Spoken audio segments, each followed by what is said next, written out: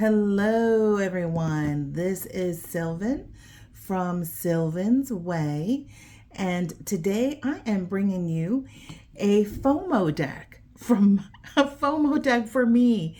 This is the Tarot of Paul's Moon, and it came out as a Kickstarter. And I didn't back it. I wasn't on Kickstarter at that time, or else I probably would have. But luckily, there's an Etsy shop I was able to get this from. And it said there was only a few left in stock. So I was like, oh my gosh, I really want this because I want it to go with the Medieval Oracle of the Beasts. So, because that's the deck I really wanted, but I did want a matching deck to it. So I got this one to go with it. And so this is my FOMO deck because I was really worried that they were going to sell out and I wasn't going to get one of these. Now, the production on this deck is incredible. It is amazing. It is beautiful. Look at this box that it came in.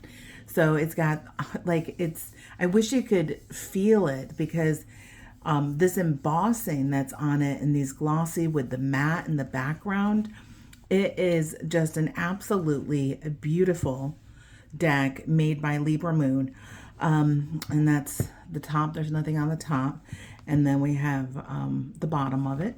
And look at the way this comes off. It is just so stinking beautiful. This is definitely a showpiece, a masterpiece. That is for sure. And then that's the inside of the box. So let's take the information out. And I did receive a certificate of authenticity with it, which is nice. And it was signed by the creator. And it comes with this cute little leather bound book. It is so nice. It's just unbelievable. The production of this particular this whole deck is just unbelievable. So what do we have in the guide? So I love to go over what's in the guide, and I'm going to move my candle and my smudge stick out of the way because I don't want to set this one on fire for sure. So the table of contents goes over, this was created in 2024. That's when they came out with it on the Kickstarter. And then it goes right into the different suits, the Wands, the Pentacles, the Swords, the Major Arcana, the Significator, and the deck inspiration is at the back of it. Now for showing these cards, I did move the Major Arcana and Significator to the front to show those before I show any of the different suits. And it goes right into the suit itself, and it gives you a full image of the card itself. It gives you a write-up of it, some key words about it. Now, the one thing I am disappointed about the book is that I really would have liked to have known what image this is from. So what famous piece of art is this is each of these cards chosen from? Because I'm sure that they took pieces of art and zoomed in on one section. There's definitely more to this image on each side. And so they cut it off and they zoomed in on this particular portion of the image. So I really would have liked to have seen that. So let's skip to the back and actually see what they say about the inspiration for the deck itself. And it says, Paul Wharmby of UK has helped me with some of my previous Libra Moon decks. When we were working on the 3 moons, I came up with this image of the moon. We liked the other image better, so I didn't use it. But on September 2023, Paul went on a trip to Norfolk, UK. In the Birmingham Deepdale, he came across these beautiful medieval church and with an unusual round tower dating back to the 11th century. Really stuttering in this one today. So anyway, so these are the beautiful, beautiful cards. Now these are even though these are tarot cards, they're the size of oracle cards. So you can notice that they're the size of my hand. Now, another thing I'm disappointed. So in the first thing I was disappointed was that they didn't have the artwork included in the guide. But this also isn't edged. I mean, they went so far above and beyond with the leather bound book and the box, the way that it's got all of that embossing done on it.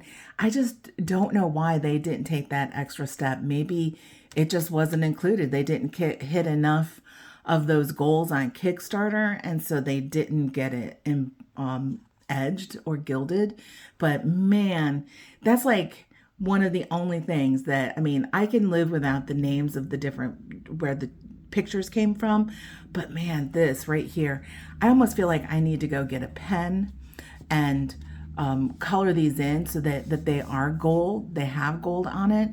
I'm kind of I kind of don't want to, because this deck is really, really expensive. So, I mean, I was like, oh, yeah, it should have come with gilding. But anyway, so that was the only other thing that I was disappointed, because as you would look at the cards have gold on them. So the name of the card and the number of the card is got gold on it. So why didn't they do the gilding?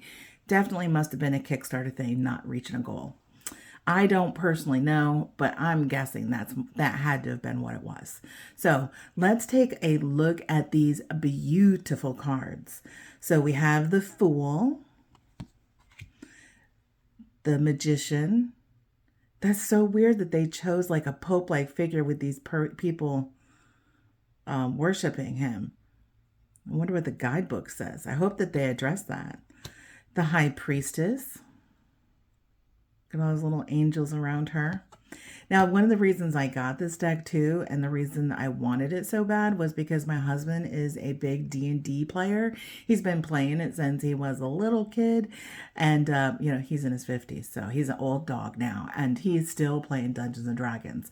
And so this kind of artwork just makes me think of Dungeons and Dragons, like the medieval time, like, you know, I know that we wouldn't want to live in that time, but man, oh man, the pictures and the images and the, you know, all of that kind of stuff that came from this age is just awesome. Anyway, so we have the Empress, and look at these little cherubs running around back there. We have the Emperor, the Hierophant. This is so, like, this, like, it's almost like it could be a Fool card, because look, there's a little dog there. The Lovers, the Chariot, Strength. So that line has come in and it's like he's talking to him. That's pretty cool. The Hermit, the Wheel of Fortune. That is so awesome. I really wish I knew what painting this was from, because it's really cool. It was a really good choice. Good choice for that. Justice. The Hanged Man. I wonder if that's like a regular picture. I can't tell if he's actually truly upside down in the painting, or if they just flipped him over. But so that's the Hanged Man. Death. I actually got this reading cloth. Oh, I should have thought of that. I should have gotten the reading cloth out and put that down below it. But I got this version of the reading cloth, because it's just so stinking. Like, look at it. Can you see it? It's like they're dancing with skeletons. It's so cool. Wish I knew what painting this was too. We have Death. Very appropriate. A second Death card to choose from. Nice. Temperance. The Devil. Oh man, he is awesome. That is great. He's carrying like pots of people, boiling people on fire. Oh, super scary. We have the Tower. Look at all of these buildings. They look like they're falling over. These people, though, are just like chatting along like nothing's going on. The Star. The Moon. Such a pretty moon. The Sun. Wonder if that's Mary and Jesus and Joseph, because he is on a camel. It's got to be. Judgment. It's like, I wonder if this body, if it's trying to be like this is coming out of this dead body that's being drawn. But oh wait, look in the background. Look at these people coming out of the ground. Ooh, so cool.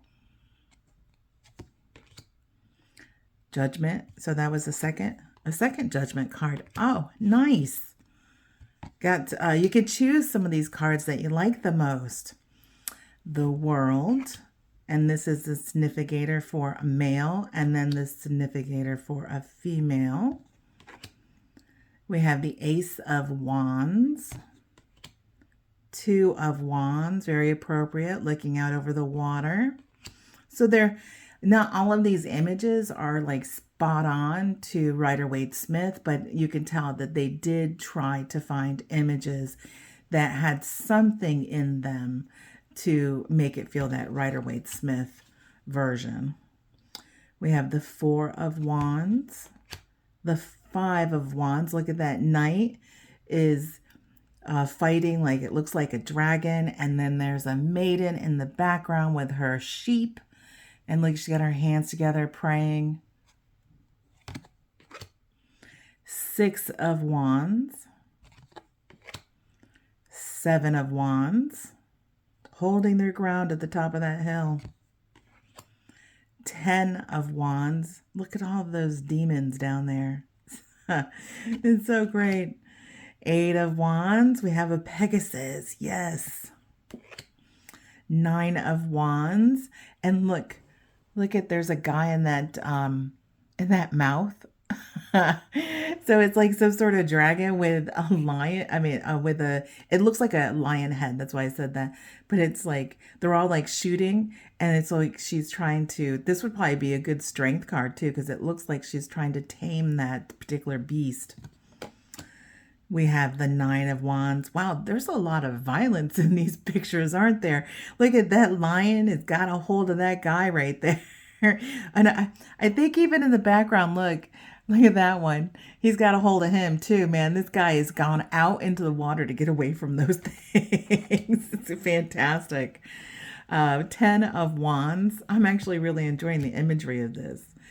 Page of Wands. So it looks like that angel is trying to heal this person, this saint.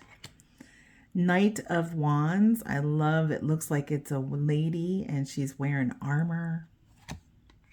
Queen of Wands, King of Wands, and now we're on to the Pentacles. Ace of Pentacles, 2 of Pentacles, like he's got like 4 hands. 3 of Pentacles. Are they playing a drum down there? What's going on? It's a bunch of monks. 4 of Pentacles, 5 of Pentacles. What is he doing? Is he peeing or is he looking? I'm always like, it looks like that guy's peeing. 6 of Pentacles. Oh my gosh, this creature, he's fantastic. Look, he's giving him some coins there, and it looks like he's not doing too well, and this creature is handing out coins. 7 of Pentacles, 8 of Pentacles, 9 of Pentacles, 10 of Pentacles. I'm going to buy some cheese, some flour, going shopping at that market. Page of Pentacles, Knight of Pentacles. I'm liking that the knights are women. Queen of Pentacles, and the King of Pentacles. Now we're on to the swords, and every deck of cards needs to have a unicorn in it. So that is a unicorn with some sort of like eagle, griffin kind of thing on its back. 2 of Swords, she's blindfolded here. 3 of Swords, that looks a little painful. We have the 4 of Swords. Very interesting. Look at these skeletons under here. These skulls. 5 of Swords. Say, oh, please, please don't kill me. 6 of Swords. 7 of Swords. Like, okay. So is that just like this dress down there? Like, where's the person that was in that dress? It's like, they're like, oh no, where'd she go? Wonder what that's about. 8 of Swords. Hey, wait a minute. What is going on here? We have some sort of dragon, demon, monster type thing. And this knight looks like he's taken some sort of clergy pope kind of guy and throwing it in its mouth. But then there's like this little devil down here. And then where is this foot coming from? Very interesting. Maybe this guy isn't all that he seems to be. 9 of Swords. We got a lot of things eating things in this deck. So this guy, is he coming? It looks like maybe he's coming out of the mouth for some reason. And there's like a shipwreck in the background here. We've got, you know, a maiden talking to what looks like a saint or something. I don't know what's going on his back. Very interesting. These paintings from the medieval times are crazy. 10 of Swords. We got an angel killing a demon. Page of Swords. Knight of Swords. Oh, a second Knight of Swords. Interesting. That is a really big sword. If he can climb across the moat on a sword, that's a really big sword to be able to do that. Queen of Swords. Very interesting. She's like standing on like this dragon and he's got like some sort of cloth in its mouth. Very interesting. Knight of Swords. Ace of Cups. 2 of Cups. Very famous painting there, I think. 3 of Cups. 4 of Cups. 5 of Cups. 6 of Cups. 7 of Cups. He's like, wake up, you're sleeping. I know, my weird commentary on these cards, right? 8 of Cups. 9 of Cups. 10 of Cups. Page of Cups. Knight of Cups. This creature is actually really pretty. That's like, it's got like a, it almost like a peacock, a peacock's tail almost. Like it could fan it out like a peacock because the top of its head's got like peacock feathers too. And look at that neck. It definitely is some hybrid between like a horse-like creature and a peacock. Queen of Cups and the King of Cups. There we go. So that is all of the cards of the Tarot of Paul's Moon, and it looks like there are some additional cards in here, about 6 extra cards in it. And it is a very thick deck, and I think that there's no way that I'm going to be able to do my normal shuffle. And I actually have to honestly say I'm not sure I want to, because like I said, this is an extremely expensive deck. I mean, you know, ridiculously expensive. So, ooh, I'm not doing well with that, huh? And it looks like not reversals. Like the backs aren't reversal, because the backs, that's upside down. Now I'm putting reversals into it. Who knows what I'm doing? I am a mess today. Stuttering, I can't read, I can't shuffle. Yeah, so this is definitely a very hard deck for me to shuffle. Like, look at, I'm just doing big chunks of cards here. Like, it's going to take me forever to shuffle this. And I've already somehow reversed them because some of my backs are upright, correct, and some of them are upside down. I got cards falling out. It is just a mess. So let's just choose some sort of random card and we will see what we get. Let's choose one and we'll read out of the book, because I think I'm going to have to do some sort of interesting shuffle with this to get it to shuffle correctly for me. Okay, so we've got the King of Cups. So let's read about the King of Cups.